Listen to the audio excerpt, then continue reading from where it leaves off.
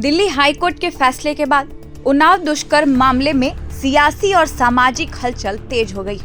Police कार्रवाई और विरोध प्रदर्शनों के बीच यह मुद्दा लगातार सुर्खियों में बना रहा।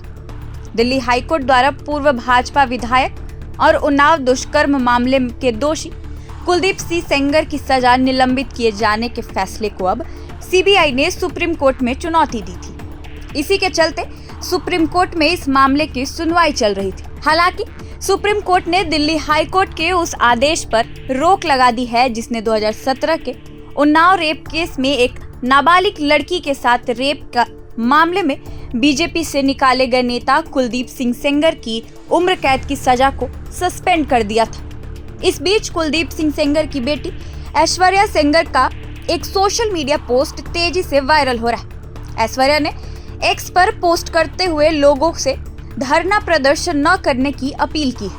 उन्होंने लिखा है कि उन्हें न्यायिक प्रक्रिया पर पूरा भरोसा है और सभी से धैर्य बनाए रखने का अनुरोध किया। अपने पोस्ट में ऐश्वर्या ने लिखा, ए झूठ तुम्हारे हो गए हैं कितने लंबे पैर, सच की इज्जत तो अब राम करेंगे खैर। ऐश्वर्या सेंगर ने उन्नाव के लोगों से खास तौर पर अपील की कि इस कठिन समय में संयम न खोए।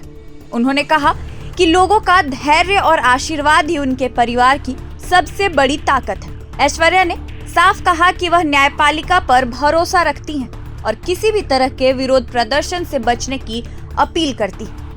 दरअसल दिल्ली हाईकोर्ट से कुलदीप सिंह सेंगर को जमानत मिलने के बाद राजधानी दिल्ली में कई सामाजिक संगठनों और विपक्षी दलों द्वारा विरोध प्रदर्शन किए जा रहे हैं। महिलाओं के संगठनों ने इस फैसले के खिलाफ दिल्ली हाईकोर्ट के बाहर प्रदर्शन किया, जो अब भी जारी है। वहीं दूसरी ओर कुलदीप सेंगर के समर्थन में आवाज उठाने वालों को भी कमी नहीं है। ऐसे में उनकी बेटी ऐश्वर्या सेंगर लगातार अपने पिता के पक्ष में सोशल मीडिया के जरिए अपनी बात रखती रही है। ऐश्वर्या सेंगर इससे पहले कांग्रेस सांसद प्रियंका गांधी और राहुल गांधी पर भी निशाना साध चुकी है। गौरतलब है कि 2022 के विधानसभा चुनाव में कांग्रेस ने उन्नाव दुष्कर्म पीड़िता की मां को टिकट दिया था। हालांकि उन्हें चुनाव में हार का सामना करना पड़ा। इसके बाद ऐश्वर्या ने आरोप लगाया था कि दिल्ली में बैठकर राजनीति करने वाले नेताओं को जमीनी सच्चाई का अंदाजा नहीं है और सच चाहे जितना दबाया जाए एक दिन सामने जरूर आता है। इस पूरे मामले को लेकर देश भर में राजनीतिक बयानबाजी, विरोध प्रदर्शन और सोशल मीडिया पर प्रतिक्रियाओं का सिलसिला लगातार जारी रहा। सुप्रीम कोर्ट को धन्यवाद, देश के न्यायपालिका को धन्यवाद। विक्टिम परिवार को पूरा ये आशंका है कि अगर अपराधी कहीं से भी छूट जाएगा उसका गिरोह तुरंत सक्रिय हो जाएगा और अलग तरीके से उसका मोटिवेशन जो बढ़ेगा, उसके गिरोह के लोगों का बढ़ेगा। जो बचे खुचे परिवार के लोग हैं उसको भी मार और मिटा दिया जाएगा। विक्टिम के चाचा हैं, किस प्रकार के? विक्टिम के चाचा का मैं वकील हूँ। उनके ऊपर और भी उनके प्रॉपर्टी को बर्बाद करने के लिए, उनके चीज़ों को तरीके के ख़त्म करने के लिए, फाइनेंशियली तो बैकबोन को तोड़ने के लिए ये दबाव बना था।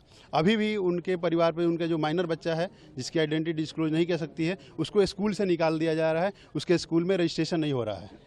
ये आपने मेंशन किया था कोर्ट में? ये कोर्ट में ये सेपरेट मैटर है। उसके लिए हम लोग जो प्रोसीजर है वो लोग हम स्टार्ट कर रहे हैं। ऐसे सुप्रीम कोर्ट को धन्यवाद, देश के न्यायपालिका को धन्यवाद। विक्टिम परिवार को पूरा ये आशंका है कि अगर अपराधी कहीं से भी छूट जाएगा उसका गिरोह तुरंत सक्रिय हो जाएगा और अलग तरीके से उसका मोटिवेशन जो बढ़ेगा, उसके गिरोह के लोगों का बढ़ेगा। जो बचे खुचे परिवार के लोग हैं उसको भी मार और मिटा दिया जाएगा। विक्टिम के चाचा हैं, किस प्रकार के? विक्टिम के चाचा का मैं वकील हूँ। उनके ऊपर और भी उनके प्रॉपर्टी को बर्बाद करने के लिए, उनके चीज़ों को तरीके के ख़त्म करने के लिए, फाइनेंशियली तो बैकबोन को तोड़ने के लिए ये दबाव बना था। अभी भी उनके परिवार पे उनका जो माइनर बच्चा है जिसकी आइडेंटिटी डिस्क्लोज नहीं कर सकती है, उसको स्कूल से निकाल दिया जा रहा है। उसके स्कूल में रजिस्ट्रेशन नहीं हो रहा है। ये आपने मेंशन किया था कोर्ट में? ये कोर्ट में ये सेपरेट मैटर है। उसके लिए हम लोग जो प्रोसीजर है वो लोग हम स्टार्ट कर रहे हैं। ऐसे